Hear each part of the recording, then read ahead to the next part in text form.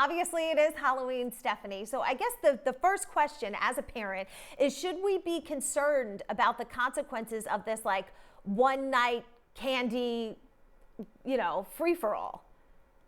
Well, that's the whole thing. It's a one night, maybe two, maybe three night free for all. But I really don't like to be too restrictive when it comes to Halloween. I think we all have really great memories of our own Halloweens, and Halloween is about wearing costumes and partying with your friends and eating food. And yes, our kids are going to eat a lot of food, and they may get stomach aches. But not today's necessarily the day to really focus in on that. When you focus in on forbidden foods or start to really severely limit what you tell your children to eat, it becomes a little bit too much of a focus on the food. I sort of like to think of normalizing candy, where it's just a part of our lives, have some here, have some there, and not be something like that's used as a treat or as a reward. I think that's where it gets a little sketchy when you think of candy as the good stuff and our other meals as the things that we just have to eat. So no, I think we should just let them go ahead, eat whatever they want. Everybody's different. Every parent's different. Every child is different. So, you might want to discuss it with the child. Say, hey, you know what? You can eat whatever you want today. But if you have a lot, let's maybe dole it out over the next couple of days or donate it. Or, let's figure out something.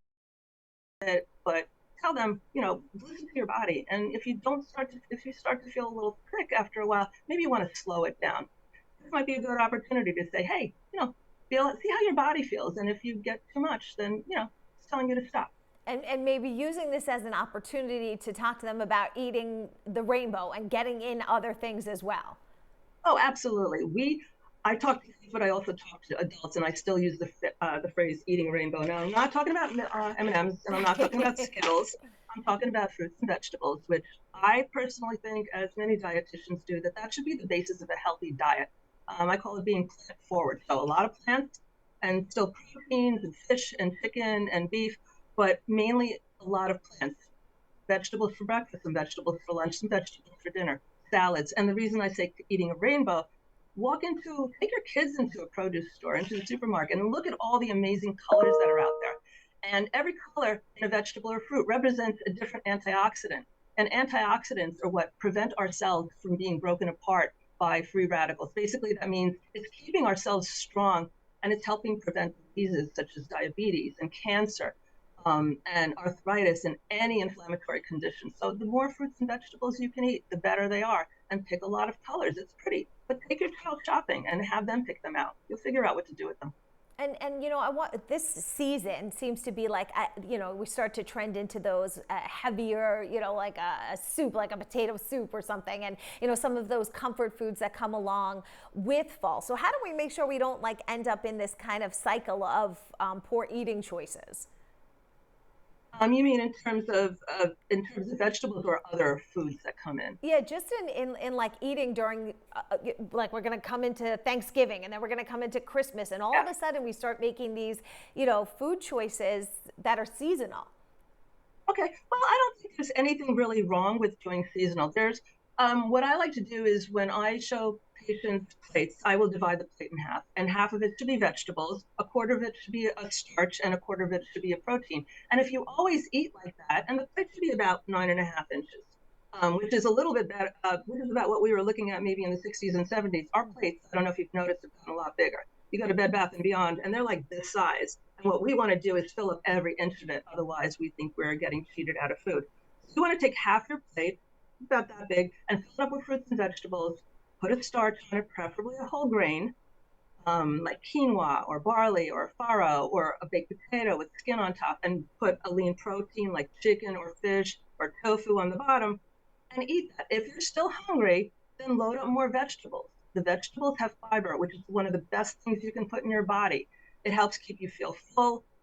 It helps keep your blood sugar down. It helps keep your cholesterol down. And it's only present in fruits and vegetables. It's the part that doesn't get digested about in your body. And it's my favorite word as being a dietitian is fiber, because if you get enough, it's gonna put you way ahead of the health game. All right, we know the FDA just announced these new rules they're taking a look at for nutrition labels to say whether they're, healthy or not healthy. So, I thought it was interesting. One of the things that you were saying is really the truth in the packaging is actually on the back. Absolutely. Unfortunately, this to me, putting words like healthy, low fat, low cholesterol, there aren't really hard and fast definitions for a lot of these words, but these are words that the manufacturers push for to get put onto the front of their labels. They push hard for it. So they're related to certain numbers in a product.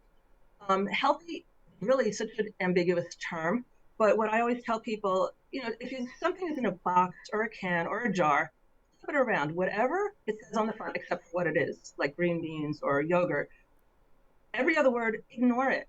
Flip around to the back, and what you're going to see is a nutrition facts label that looks like this. And yes, it's a little confusing, but at least it does tell you how much sugar is in the product, how many added sugars, the fiber, as we were talking about. This, whatever it is, has 4 grams of fiber.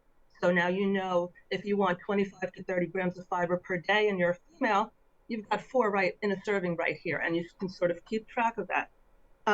So yeah, look at the back, don't look at the front, because these are processed foods that are in cans and jars and boxes. And processed foods are not the best choice, but sometimes they sometimes they are, like in canned beans, which are very easy source of protein, easy to open up. But a lot of processed foods, the ones that have a lot of ingredients in them, a lot of chemicals in them, they're not a great choice. But at least you know on the back what you're eating. Totally believe in getting educated. Then you make your own choice rather than having somebody else say to you, this is healthy. And we've heard studies, coffee's healthy, coffee's not healthy, but if you just have actual coffee, it's naturally low in calories. But then when you go and get those, fancier drinks, the calories, the sugar can really add up. Coffee is actually an awesome drink. Coffee is high in antioxidants, which we were talking about before. They help keep your cells healthy, help lower the risk of diabetes and cancer and heart disease. So coffee in its purest sense is great. If you have heart issues and you have rapid heartbeat, high blood pressure, you might want to watch out for the caffeine, but black coffee is great. But who drinks black coffee, right? So yes, you have to be really conscious about what you put in your coffee. If you're making it at home, cool. You know how much, you know that how much sugar you're putting in it, what kind of sweeteners you're putting in it. You can make a choice of skim milk or oat milk or almond milk or any milk. But when you walk into a Starbucks, I don't think people are actually aware of how much sugar is in those products. And these coffee drinks are so popular. A lot of it is because of stock, and people are out competing each other for 3 squirts of this and 4 squirts of that. But those squirts of syrup add up, and whole milk adds up. So with the milk, you have a choice. You can go skim milk, but be aware of how much sugar is actually in these products. And in New York City, there will be an act put out called the Smart Foods Act or the Smart Sugar Act. I don't remember the exact name, but they will post the amount of sugar in each drink, so at least we'll be aware. And just to give you an idea, there are some Starbucks drinks that are about 75 grams of sugar in a grande. Now, we don't have recommended amounts for sugar put out by the FDA, but we have upper limits. And the upper limits for adults for sugar for 2-year-olds and up is 50 grams of sugar. Wow. Now, you've just gone to Starbucks, you've gotten a drink with 75 grams of sugar, you've overshot your daily upper limit, and that's not a good thing because sugar can lead to diabetes, it can lead to obesity and overweight, a lot of different health problems. And when we also talk about being healthy, there are some healthy fats, things like a nut or an avocado that we can eat and feel full and be healthy. I love talking about fats in diets because yes, fats contribute to satiety. They help make you feel full. I think every meal, breakfast, lunch, and dinner should have some protein, some carbohydrates, and some fat.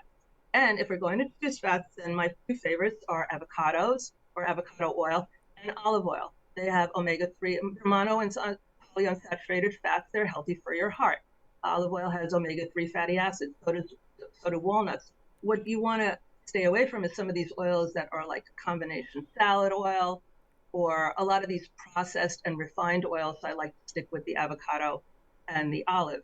And in terms of whole foods, I am a huge, huge fan of avocados, and I pretty much have some avocado every single day.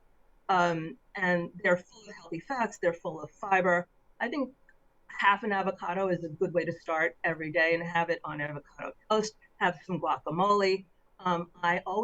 I make a tuna salad. I call it actually tunacado salad. So instead of mayonnaise, I mix tuna with avocado and then put the onions and the celery in there.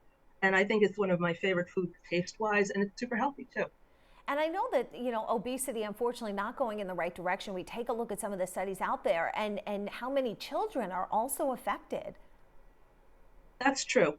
We're finding they're doing more and more studies, and the weight of our children is going up and up. And it's a tough, it's a tough line to walk because on one hand, we want to have our children be very comfortable with their bodies. We want to give them autonomy in their food choices.